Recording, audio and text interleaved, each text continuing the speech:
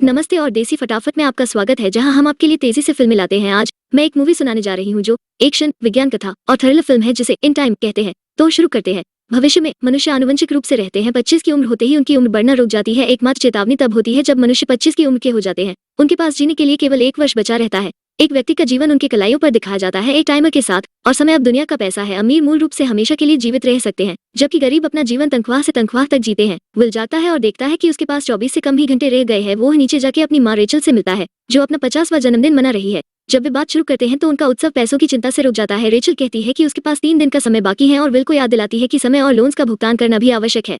Will भरोसा दिलाता है कि वो पैसों का इंतजाम करेगा। रेचल कहती है कि वो 2 दिनों के लिए काम पर बाहर रहेगी और वो एक लोन का भुगतान भी करेगी। वो विल से बस स्टेशन पे मिलने को कहती है कि वो उससे और समय दे सके। वो फिर विल को दोपहर के खाने के लिए अपना आधा घंटा समय देती है और विल अपनी माँ को किश करके काम पे निकल जाता है। काम पर जाते समय विल एक बच्ची से मिलता है जिसका नाम है माया। वो 1 मिनट मांगती है और विल खुशी से उससे 5 मिनट देता है और उसे मुस्कुराते हुए विदा करता है। वो काम पर अपने दोस्त से मिलता है बोरेल। टाइम स्टोरेज बनाने वाले फैक्ट्री में वो काम करते हैं। दिन भर की कड़ी मेहनत के बाद वो घड़ी देखता है और अपना वेतन लेने पहुंचता है। वो देखता है कि उसके वेतन में कमी है और पूरे टाइम की मांग करता है, लेकिन सुपरवाइजर का कहना है कि कोटा बढ़ गया और विल उस तक नहीं पहुंच पाया। बाद में विल एक पास के बार में जाता है और कुछ लोग उसे जुआ खेलने के लिए बुलाते हैं, लेकिन वो उन्हें मना करके एक को याद दिलाता है कि उससे विल को 1 घंटा देना बाकी है। विल अपना घंटा लेता है और बोरेल से मिलता है। बोरेल नशे में है और किसी की ओर इशारा कर रहा है जो सबके लिए दारू खरीद रहा था। वो कहता है कि उस आदमी के पास 1 सदी से अधिक का समय है। कोई दूसरा आदमी उस पर नजर रखता और विल वो आदमी हेनरी को चेतावनी देता है। विल उसे जाने को कहता है क्योंकि वो लोगों को आकर्षित कर रहा है, लेकिन हेनरी मना कर देता है। लोगों का एक समूह बार में घुसता है और हर कोई बार से अचानक बाहर भागने लगते हैं। बोरेल विल को बताता है कि वे मिनटमैन है, लूट और रंगदारी करने वाले गैंगस्टर। बोरेल विल को खींचता है, लेकिन विल का इरादा है रुक के देखने का। उसने बोरेल को आश्वासन दिया कि वो कुछ बेवकूफी नहीं करेगा और बोरेल चला जाता है। उनका लीडर फोर्टिस हेनरी से कहता है कि वो उसका समय चाहता है और उसके लिए हेनरी को लड़ने का मौका भी देता है। हेनरी बीमार महसूस करता है और बाथरूम जाता है। वो उल्टी करता है जबकि एक मिनटमैन देखता रहता है। अचानक विल घुस के मिनटमैन को मार के हेनरी को बाहर निकाल के ले जाता है। विल और हेनरी भागते हैं और फोर्टिस और उसके लोग उनका पीछा करते हैं। वो गेट से ऊपर चढ़ने के बाद भाग के एक बंद इमारत के अंदर छिप जाते हैं। मिनटमैन करीब हैं और लगभग उन्हें ढूंढ लेते हैं, लेकिन तब उनका पीछा छोड़ते हैं जब एक आदमी फोर्टिस को बताता है कि वो विल को पहचानता है। विल और हेनरी परिचित हो जाते हैं और हेनरी खुलासा करता है कि वो 105 साल का है। वो कहता है कि उसका मन थका हुआ है और वो मौत चाहता है, और बताता है यही उसके उतावले व्यवहार की वजह है। विल ये सोचकर गुस्सा हो जाता है कि वो और उसकी माँ को सिर्फ 1 दिन और जीने के लिए रोज काम करना पड़ता है। हेनरी फिर उसे दुनिया के भयानक रहस्यों का खुलासा करता है। अमीर लोग जीवन की लागत बढ़ाते हैं इसलिए कि गरीब लोग मरते रहते हैं, और बदले में अधिक समय अमीरों को मिल जाता है। सच्चाई यह है कि सभी के लिए पर्याप्त से अधिक समय है, पर कभी ना मरने की लालच और वासना अमीरों को अंधी और शक्तिशाली बनाती है। हेनरी विल से पूछता है कि अगर उसके पास उसके जितना ही समय होता तो वो क्या करता। विल जवाब देता है कि अगर उसके पास वो समय होता तो वो इससे हेनरी की तरह बर्बाद नहीं करता।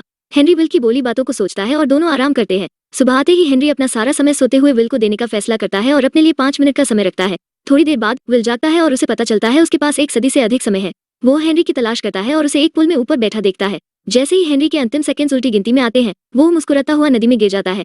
बाद में विल बोरेल के घर जाता है और बोरेल की पत्नी ग्रेटा को उनके नवजात बच्चे को पकड़ा हुआ देखता है।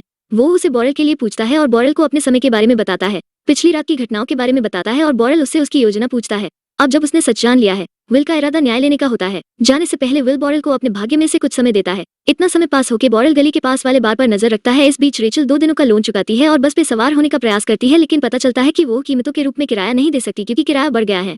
वो ड्राइवर और यात्रियों से विनती करती है, लेकिन हर कोई दूर देखता है। हताश महसूस करते हुए वो दौड़ने लगती है। दोनों समय के खिलाफ एक दौड़ में हैं और उसके साथ हर पल हर कदम पर रेचल के लिए मौत करीब आती जा रही है। अंत में वो एक दूसरे को देखते हैं। वो जितनी तेज दौड़ सकते हैं दौड़ते हैं, लेकिन मौत रेचल और विल को हरा देती है। एक बेजान रेचल विल के बाहों में गिर जाती है। विल रोता है, यह जानते हुए कि वो सिर्फ सेकंड्स दूर था वो जीवन जीने को जो वो हमेशा से चाहता था। अब उसके पास वो सब समय होगा जो उसने कभी चाहा था, लेकिन उसके मन के पास उसकी माँ नहीं है। अगले दिन टाइमकीपर हेनरी की शरीर को नदी से पुनः प्राप्त करते हैं। रेमंड वरिष्ठ टाइमकीपर और येगा उसका जूनियर दृश्य की जांच करते हैं। जैसे ही वो जाने वाले होते हैं, रेमंड पुल के ऊपर कैमरा देखता है।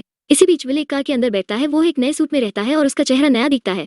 वो टाइम जोन छोड़ देता है, एक सीमा जो विभिन्न सामाजिक वर्ग को अलग करती है। अपनी यात्रा पर वो टोल की भुगतान करते हुए कई सीमाएं पार करता है और टोल शुल्क हर एक सीमा पार के साथ बढ़ता है। अंतिम सीमा की लागत 1 वर्ष होती है और ड्राइवर न्यू ग्रीनविच शहर में उसका स्वागत करता है।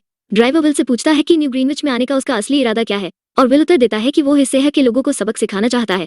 यह शहर विल के जाने हुए शहर से बिल्कुल अलग है। जैसे है वो कार से बाहर निकलता है, वो तुरंत दौड़ना शुरू करता है। उससे कम समय में जीने की आदत जो रहती है, वो अपनी कलाइयों को देखता है और एक ऐसे व्यक्ति की तरह हरकत करता है जिसके पास दुनिया का सारा समय है। हालांकि उसने पहले है सिल्विया नाम की महिला का ध्यान आकर्षित कर लिया है। विल एक होटल में प्रवेश करता है और एक स्वीट रूम मांगता है। अपने आलीशान कमरे में विल अभी भी 105 साल के साथ जागता है। भले है वो अच्छे बिस्तर में आराम से लेट गया हो, सबसे अच्छे दृश्य वाले कमरे में है, लेकिन उसकी माँ की मौत आज भी उससे बहुत सताती है। अपने जीवन में पहली बार वो स्वादिष्ट खान पान का अनुभव करता है। वो अपने भोजन के भुगतान के समय वेट्रेस को एक हफ्ता टाइम टिप देता है। वेट्रेस ने नोटिस किया कि विल हर किसी की तरह काम नहीं करता, यह कहते हुए कि वो सब कुछ तेजी में करता है। चुटकुले में वो कहता है कि हर काम वो तेजी से नहीं करता। वो कसिनो में प्रवेश करने का सोचता है, पर उसके पहले उससे कपड़े बदलने होंगे। टाइमकीपर के मुख्यालय में वो विल को कैमरा फुटेज में देखते हैं। येगा की रिपोर्ट है कि एक आदमी ने न्यू ग्रीनविच जाने वाले कई सीमाओं को पार किया है। वो विल के बारे में अधिक जानकारी एकत्र करते हैं और रेमंड कहता है कि वो विल के पिता को जानता है। विल एक कसिनो में प्रवेश करता है और एक पोकर टेबल पर बैठता है। जैसे ही डील करता है, फिलिप एक अरबपति जिसके पास ढेर सारा समय है, खुद को विल से परिचित कराता है। पोकर के कुछ राउंड के बाद विल की जीत 200 साल से अधिक के बराबर है। फिलिप ने भाव को 50 साल बढ़ा दिया। इसके बावजूद विल पूरे विश्वास के साथ कॉल करता है और रिवर 6 की ईंट आ जाती है। विल का ध्यान खेल से हटकर खूबसूरत सिल्विया पे जाता है जो फिलिपे के पास बैठी है। फिलिपे अपने कपड़े को रोल करके लाखों से अधिक सालों का समय दिखता है। फिर वो गरीब और अमीर के अंतर के बारे में बात करता है और इसे स्वाभाविक रूप से सही ठहराता है। वो गेम में 2 शतक और बढ़ाता है। विल उसको कॉल करता है और अब उसके हाथ में केवल 30 सेकंड बाकी है। परिणाम विल के पक्ष में है और वो जीत से 1100 साल प्राप्त करता है। यह फिलिप की सुस्त जिंदगी को रोमांचित कर देता है। उसने विल को सिल्विया की ओर देखते हुए नोटिस किया और पूछा अगर वो सोचता है कि वो उसकी दादी है या पत्नी। विल बस इतना कहता है कि वो खूबसूरत है। फिलिप ने उसे अपनी बेटी के रूप में मिलाया और वो उसे एक पार्टी में आमंत्रित करती है। अगले दिन अपनी जीत के साथ विल नई गाड़ी खरीदता है जिससे वो फिलिप्स की हवेली में चला के पहुंचता है। वहां उसका परिचय 3 पीढ़ियों की महिलाओं से हुआ जो दिखने में बहने लगती हो। उच्च वर्ग के बीच विल अपने आप को अकेला महसूस करता है। सिल्विया मिलती है और विल को अकेलेपन से बचाती है। वो एक दूसरे के बारे में अधिक जानने लगते हैं और उनकी बातचीत उन्हें डांस फ्लोर ले जाती है। सिल्विया उससे पूछती है कि क्या वो कोई गरीब शहर से आता है, लेकिन विल ना तो उस बात को मानता है और न ही इनकार करता है।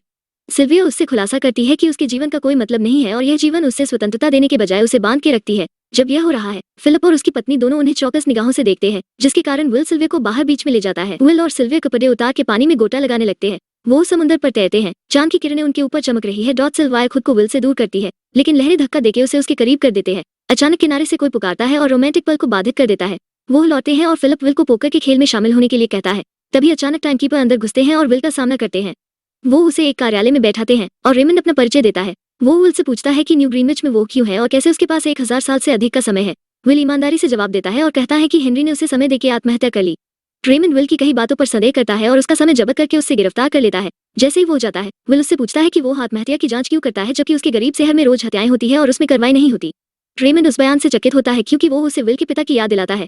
विल पहरेदारों पर हमला करता है और सिल्विया को बंधक बनाने के लिए दौड़ता है। वे रसोई से निकलते हैं और दोनों उसकी कार पर सवार हो जाते हैं। कार से पीछा होता है और रेमंड विल की गाड़ी को धक्का मारता है जिससे वो नियंत्रण खो देते हैं। ट्रेवर्स पर चलाते हुए विल एक आने वाले ट्रक को चकमा दे देता है। वो टाइमकीपर को खो देते हैं और एक पुल के नीचे छिप जाते हैं। विल सिल्विया से समय मांगेगा लेकिन वो मना कर देती है। सुबह आती है और वो हाईवे के किनारे गाड़ी चलाते हैं, पर स्पाइक्स पर गाड़ी दौड़ा देते हैं। टायर पंक्चर हो जाता है और वे दुर्घटनाग्रस्त हो जाते हैं। फोर्टिस और उसके आदमी बेहोश हुए जोड़े की तरफ आते हैं। वो सिल्विया से समय निकलते हैं लेकिन वो जल्दी में चले जाते हैं उसे 30 मिनट के साथ छोड़कर। विल उसे कुछ मिनट देगा और वो अधिक समय पाने के लिए दौड़ते हैं। 3 मिनट शेष रहते हैं। विल बॉरेल के दरवाजे पर दस्तक देता है। ग्रेटा विल को सूचित करती है कि बॉरेल ने सारे समय की शराब पी ली और उससे उसकी मौत हो गई। सिल्विया संकट में है क्योंकि उसके पास केवल मुट्ठी भर मिंस ही है। विल उसके कान की बाली को नोटिस करता है और वो दौड़ पड़ते हैं उससे बेचने। यह देखकर कि वो हताश में है, दुकानदार कम भुगतान करता है और उन्हें केवल 2 दिन प्रदान करता है। वो उसे स्वीकार करते हैं और टाइमकीपर की सायरन सुन के तुरंत छिप जाते हैं। वे शहर में घूमते हैं और सिल्विया का पारिवारिक व्यवसाय के बारे में बात करते हैं। विल पूछता है कि उसके परिवार कितने समय के मालिक हैं और वो उत्तर देती है कि यह इतना अधिक है कि उससे जान के भी कुछ फर्क नहीं पड़ेगा। विल रेमंड को फिलिप से अपने बिछड़े शहर के लिए 1000 साल सिल्विया के बदले फोन पे मांगता है। रेमंड ने उसे चेतावनी दी कि यदि वो ऐसे ही जारी रहता है तो वो अपने पिता की तरह मारा मिलेगा। विल का कहना है कि उसके पिता किसी से लड़ते हुए मर गए थे, लेकिन रेमंड का कहना है कि विल के पिता कुछ और खतरनाक काम कर रहे थे।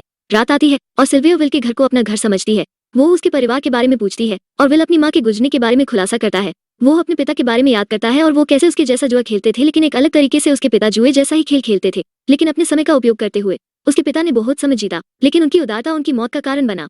उन्हें पता चलता है कि वो लगभग एक ही उम्र के हैं और उनका बंधन मजबूत होता है क्योंकि वे एक दूसरे के अतीत से बहुत साझा करते हैं। सुबह आती है और वो देखता है कि फिलिप्स अपने सौदे का अंत नहीं रखता है। विल को कोई समय का ट्रांसफर नहीं दिखता और यह देखकर सिल्विया अपने पिता से निराश हो जाती है। समय न मिलने के बाद भी विल सिल्विया को जाने देना चाहता है। वो उससे फोन बूथ तक ले जाता है और एक बंदूक तोहफे की तरह देता है और सिल्विया उसे किस करके धन्यवाद करती है। वो अपने पिता को फोन करती है और विल की बात ना मानने पर उन्हें डांटती है। जैसा कि वो बात करते हैं, विल बेखबर रहता है कि रेमंड उसके पीछे बंदूक लेके निशाना लगा रहा है। सिल्विया मुड़ती है और रेमंड को देखती है और बिना हिचकिचाहट के गोली चला देती है। विल खून से लथपथ रेमंड पर बंदूक टांगता है, लेकिन उसका समय लेने के बजाय वो अपना कुछ समय उसे देता है और दोनों रेमंड की गाड़ी ड्राइव करके निकल जाते हैं। दोनों रास्ते के किनारे खड़े हैं और सिल्विया विल से उसकी योजना के बारे में पूछती है क्योंकि वो एक पुलिस की गाड़ी में है। वो टाइमकीपर बनके एक दुर्भाग्य ड्राइवर का रास्ता रोकते हैं। सिल्विया बंदूक के साथ बहुत सहज हो जाती है और विल और ड्राइवर को गोली चला के डरा देती है। वो यात्री की गाड़ी चोरी करते हैं और नए वाहन में साथ निकल जाते हैं। उस दिन बाद में दोनों पीछे की सीट पर बैठ के अपने बारे में समाचार देखते हैं। विल कहता है कि वो अब भी उसके पिता के पास लौट सकती है, लेकिन सिल्विया वापस अपने उबाऊ जीवन में नहीं जाना चाहती। दोनों एक और किस करते हैं। अपने कार्यालय में फिलिप अपने सहयोगियों से बात करता है और उन्हें आश्वासन देता है कि उसने फिरौती का भुगतान नहीं किया है। वो इसे हल करने की उसकी काबिलियत पर संदेह करते हैं। फिलिप खुद को समझाने का मौका मिले उसके पहले रेमन कमरे में प्रवेश करता है। वो फिलिप को अपनी बेटी के न बचने की चाहत के बारे में बताता है। फिलिप ने अपनी बेटी की तरफ से माफी मांगा और अपने बेटी की जिद को स्टॉकहोम सिंड्रोम को जिम्मेदार ठहराया। रेमंड अपनी सोच से हिलता नहीं है और उसे सूचित करता है कि वो उसकी बेटी को गिरफ्तार करने की योजना बना चुका है। फिलिप अपने समय के साथ उसे रिश्वत देने की कोशिश करता है, लेकिन रेमंड अपनी बात पर डटा रहता है। अगले दिन विल सिल्विया को बंदूक से शूट कराना सिखाता है। वो समय बांटने की विल की योजना के बारे में बात करते हैं और वो कहती है कि वो इस बारे में मदद कर सकती है और उसे समय दिला सकती है। एक लोनिंग कंपनी के ऑफिस बिल्डिंग में एक ट्रक अचानक टकरा के शीशे तोड़ के अंदर आ जाती है। दोनों टाइम स्टोरेज डिवाइस की चोरी करते हैं, जितना अधिक चोरी कर सकते हैं करते हैं। वे सभी खड़े लोगों को अधिक से अधिक समय चोरी करने के लिए प्रोत्साहित करते हैं और जैसा वो चाहते हैं सभी दौड़ते हुए आते हैं। कुछ दिन बाद में विल ग्रेटर और माया को समय देगा और यहाँ तक कि टाइमलाइन वितरक को भी देगा जो लोगों को समय दान के रूप में देता है। फोर्टिस समय के लिए लोगों को परेशान करता है और मारता भी है। फिर वो विल और सिल्विया के खिलाफ 10 साल का इनाम देखता है। इस बीच फिलिप अपनी बेटी की उसी से चोरी के बारे में खबर देखता है। बाद में उस रात रेमन और टाइमकीपर एक मोटेल को घेर लेते हैं जहां दोनों ठहरे हुए हैं। विल और सिल्विया ने नोटिस किया कि वो घिरे हुए हैं, इसलिए वो बचने के लिए खिड़की से बाहर कूद जाते हैं। रेमन सड़कों के माध्यम से उनका पीछा करता है और अंधेरे गलियों में वो छतों पर चढ़ जाते हैं और गोलीबारी शुरू हो जाती है। वो रेमन से बचकर एक बस में चढ़ जाते हैं।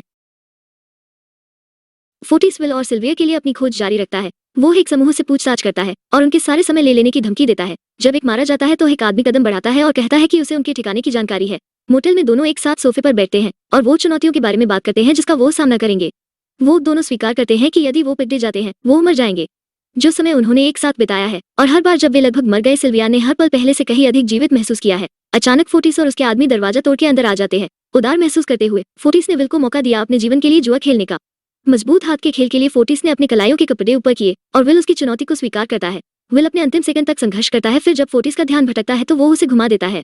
फोर्टिस के लोग पास पहुंचते हैं और उनकी आंखों में दर्द बढ़ता है। अपने एरियो से बंदूक निकल के लोगों को गोली मार देता है और फोर्टिस का सारा समय ले लेता है। विल और सिल्विया छत पर खड़े होकर देख रहे हैं कीमतें कैसे बढ़ती रहती हैं।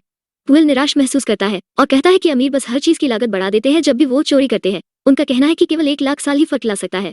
सिल्विया सहमत है और उसके मन में एक योजना है। अगले दिन फिलिप एक इमारत में प्रवेश करता है। उसके चारों ओर बॉडीगार्ड्स का ढेर रहता है। सिल्विया उनका ध्यान आकर्षित करती है और अपने पिता के बारे में पूछती है। बॉडीगार्ड्स में विल है जो सीधे फिलिप के सर पर बंदूक तानता है। वो बॉडीगार्ड को अपने हथियार नीचे डालने का आदेश देता है और वो फिलिप को बंधक बना लेते हैं। उसके कार्यालय में एक समय तिजोरी है और वहाँ 1 लाख साल का एक ही स्टोरेज डिवाइस है। फिलिप यह समझाने की कोशिश करता है कि अगर यह समय गलत हाथों में पड़ गया तो समाज असफल हो जाएगा।